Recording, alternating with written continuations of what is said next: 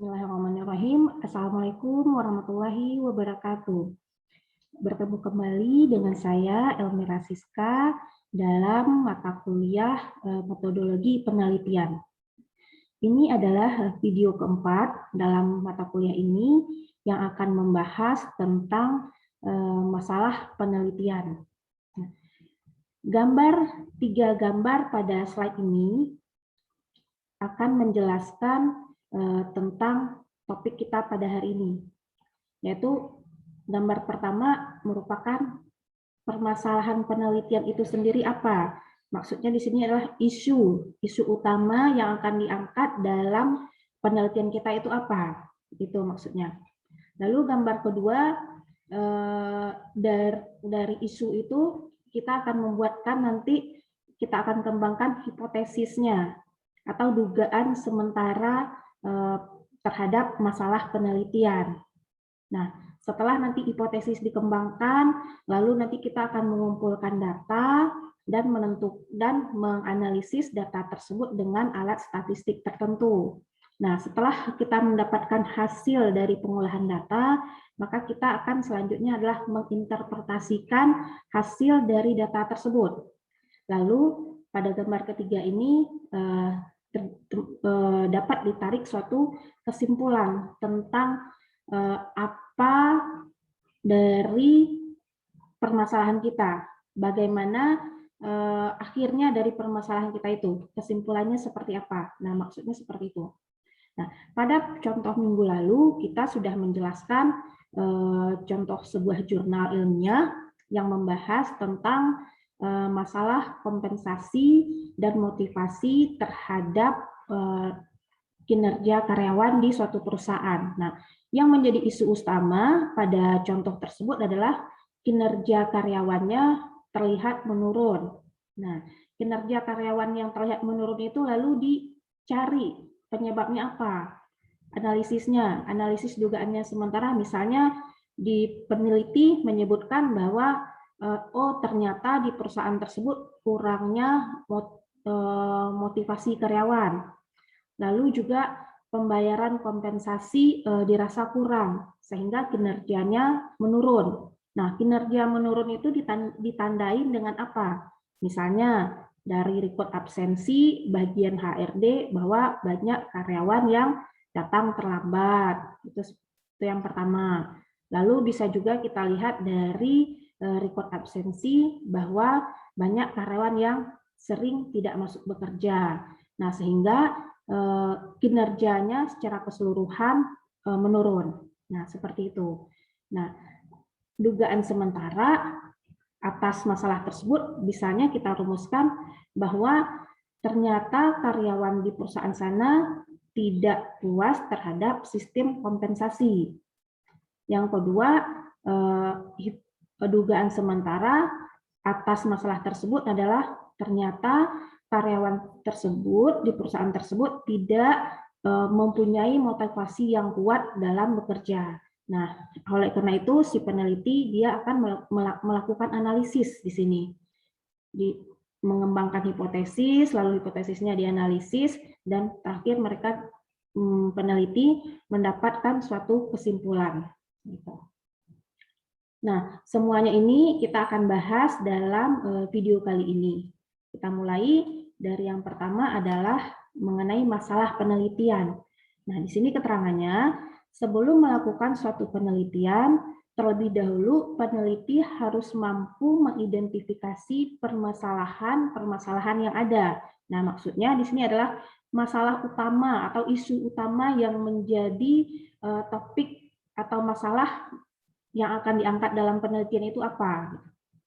Selanjutnya, dalam hal ini kekritisan peneliti menjadi modal utama dalam menentukan sebuah masalah penelitian yang akan diteliti. Nah, jadi si peneliti harus jeli, harus teliti, harus kritis terhadap permasalahan yang ada. Nah, masalah penelitian secara umum itu diartikan sebagai suatu kesenjangan atau gap antara yang seharusnya dan apa yang terjadi tentang suatu hal, atau adanya perbedaan antara kenyataan yang ada atau terjadi dengan yang seharusnya ada atau terjadi, serta harapan dan kenyataan. Nah, ini menurut Noto Atmojo pada tahun 2002. Jadi, adanya suatu kesenjangan atau adanya suatu gap antara kenyataan yang seharusnya dengan sesuatu gitu.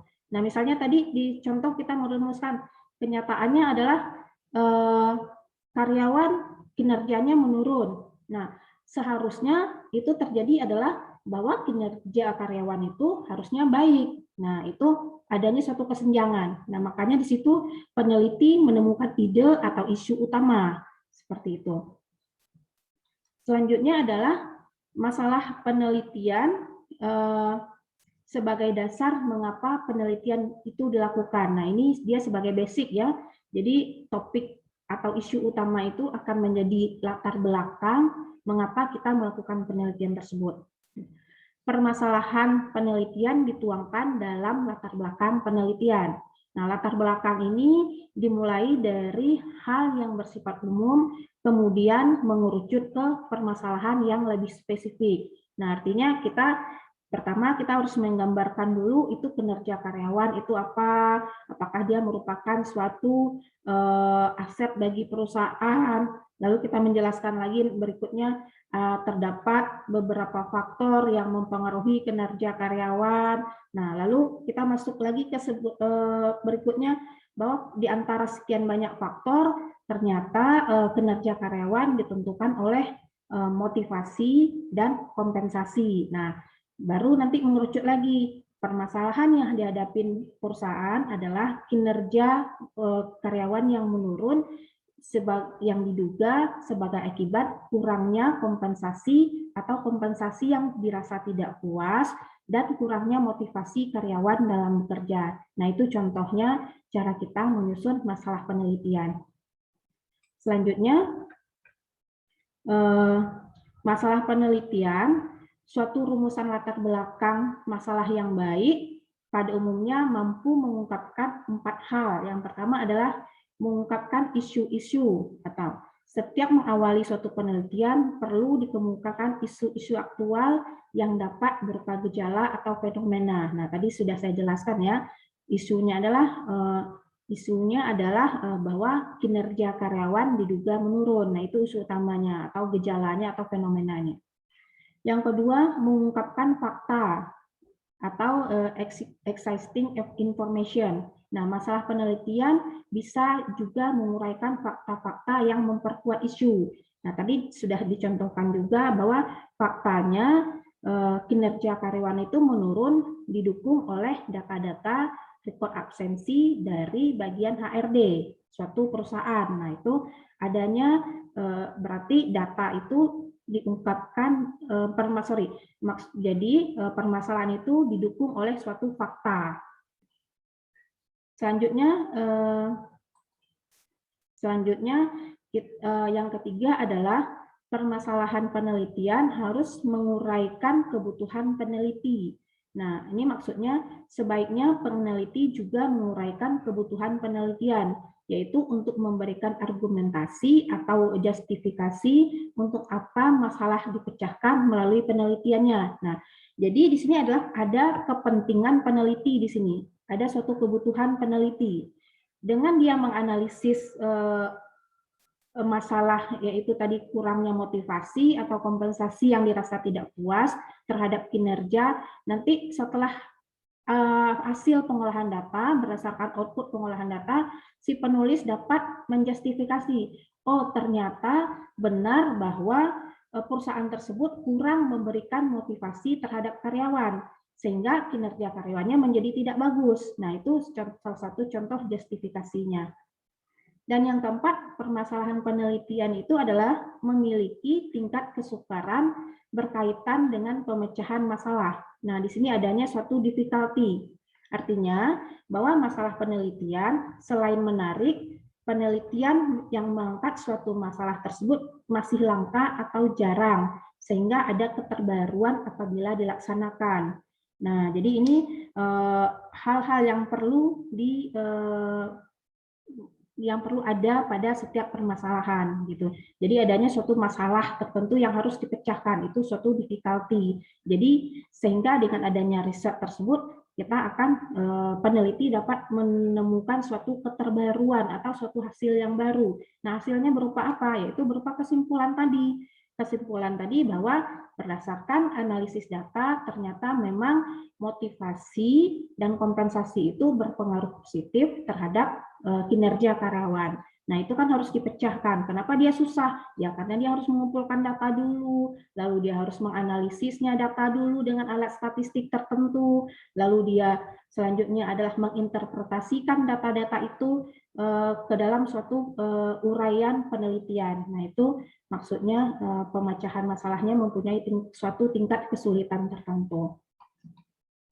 Selanjutnya kita bahas mengenai hubungan antara ketepatan masalah dan pemecahannya. Nah, di sini ada ketepatan masalah, lalu kolom kedua ada ketepatan, ini adalah pemecahan masalah ya, kolom kedua. Pertama adalah masalahnya benar dan pemecahannya benar. Nah, lalu masalahnya benar, pemecahannya salah. Nah, ini bisa disebabkan oleh hasil dari alat statistik yang salah kita menggunakannya. Jadi sehingga memberikan suatu kesimpulan yang salah. Lalu masalahnya salah, pemecahannya benar. Nah, artinya contohnya masalah salah dan pemecahannya benar adalah si peneliti isu utama itu tidak tepat. Tapi berdasarkan data-data yang ada, dia dapat menggunakan suatu statistik tertentu sehingga hasilnya itu benar. Lalu yang keempat adalah masalahnya salah, pemecahannya salah. Artinya masalahnya nggak ada, terus alat analisisnya juga salah, sehingga hasil kesimpulan adalah salah. Nah, di sini untuk kategori penelitian yang bagus itu adalah masalahnya benar dan pemecahannya juga harus benar. Nah, ini baris pertama ini yang benar dilakukan dalam suatu penelitian. Jadi ada masalahnya, ada statistiknya, dapat dianalisis datanya, datanya dapat diinterpretasikan, lalu dapat diambil kesimpulan. Jadi ada masalah benar dan pemecahannya juga harus benar. Makanya tadi di awal sudah dijelaskan bahwa dalam merumuskan suatu masalah perlu ketelitian atau kekritisan si peneliti terhadap masalah atau topik yang akan diangkat dalam penelitian. Seperti itu. Selanjutnya, kita pelajari sumber-sumber permasalahan dalam penelitian. Yang pertama dapat bersumber dari kehidupan sehari-hari. Contohnya adalah adanya penyimpangan antara pengalaman dan kenyataan. Yang kedua, contohnya adalah terdapat penyimpangan antar rencana dan kenyataan. Yang ketiga, adanya pengaduan. Dan yang keempat, adanya persaingan. Nah, itu sumber-sumber masalah dalam kehidupan sehari-hari.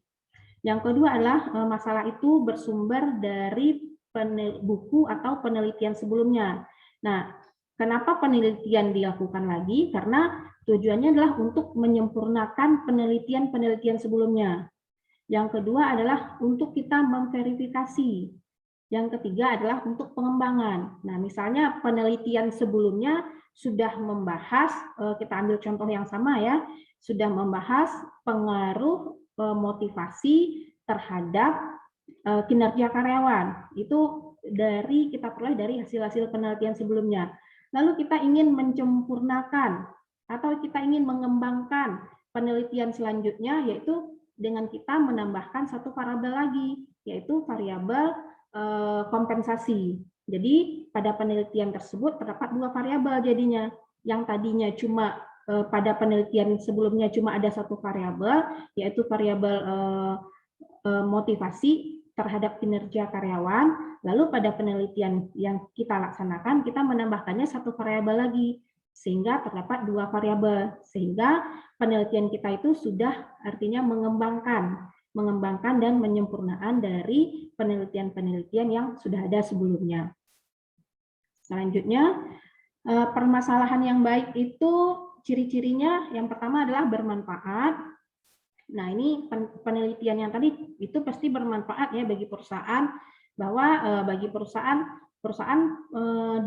terhadap hasil yang kita peroleh dari penelitian memberikan manfaat bagi perusahaan. Misalnya berarti perusahaan harus bisa merumuskan suatu skema kompensasi sehingga dapat menunjang atau sehingga dapat meningkatkan kinerja karyawan. Nah, itu rumus manfaatnya bagi perusahaan. Yang kedua itu adalah permasalahan itu dapat dilaksanakan. Nah, contoh berarti di sini dia kemampuan teori dari peneliti. Berarti si peneliti harus mempunyai background teori yang ada.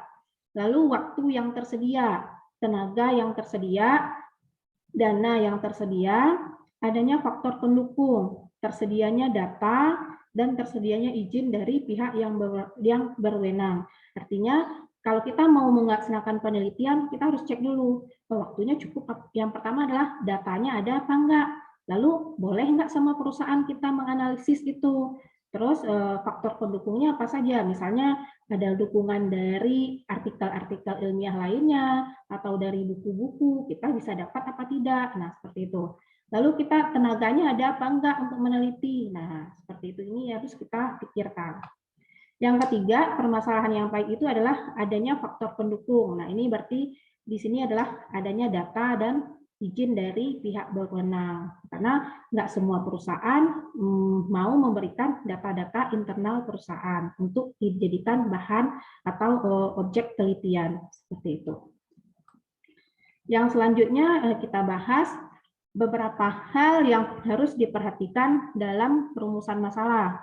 Yang pertama, masalah harus dirumuskan dengan jelas dan tidak menimbulkan penafsiran yang berbeda. Jadi statementnya itu harus jelas, gitu. Tidak ada penafsiran yang ambigu atau berbeda, gitu. Yang kedua, rumusan masalah hendaknya dapat mengungkapkan hubungan antara dua variabel atau lebih. Nah, ini penelitian yang baik ya, minimal dua variabel atau lebih. Jadi sehingga kalau nanti dianalisis itu kita dapat menggunakan alat analisis misalnya regresi linear berganda gitu. Jadi ada dua variabel atau lebih yang mempengaruhi suatu variabel tertentu. Yang ketiga, rumusan masalah hendaknya dinyatakan dalam kalimat tanya. Nah, misalnya contohnya rumusan masalahnya apakah terdapat pengaruh antara motivasi dengan kinerja karyawan. Nah, itu rumusan masalah yang pertama.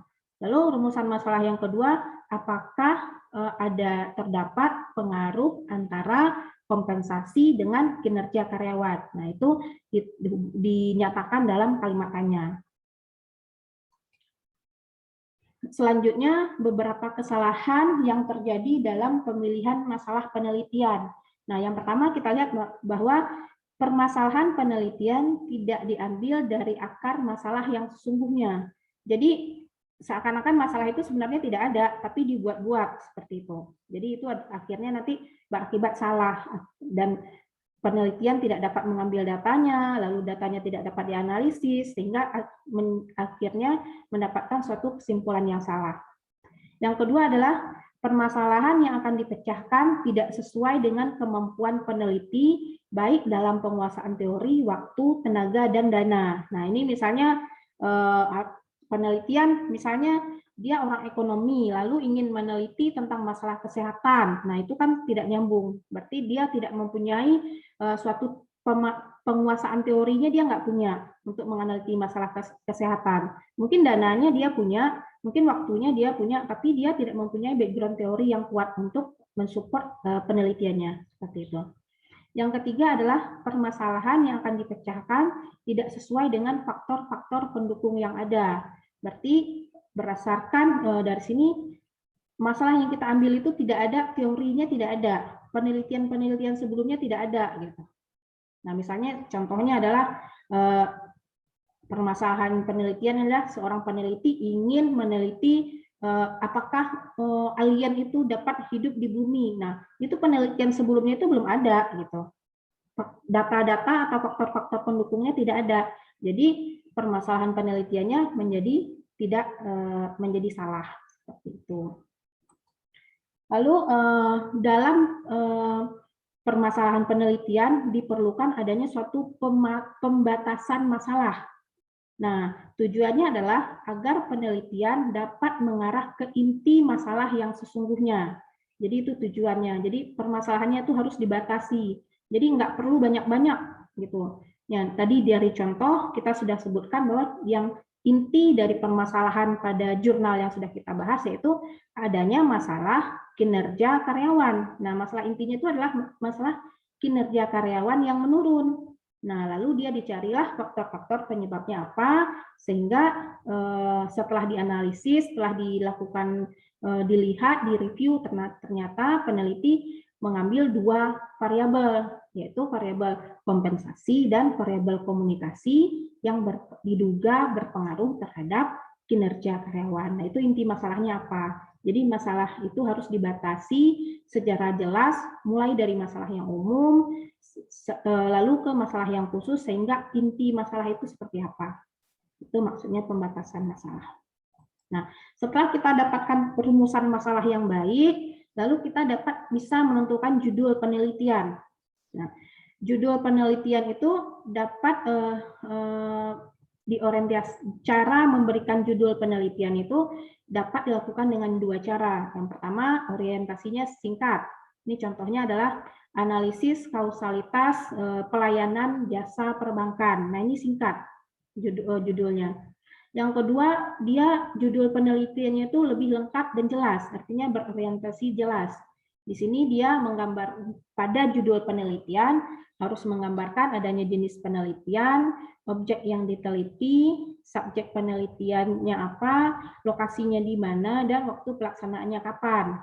Nah, contohnya adalah analisis pengaruh pelayanan terhadap kepuasan nasabah pada bank-bank pemerintah di Purwokerto tahun 2005. Nah, kita lihat dulu di sini jenis penelitian. Berarti jenis penelitiannya di sini adalah analisis pengaruh.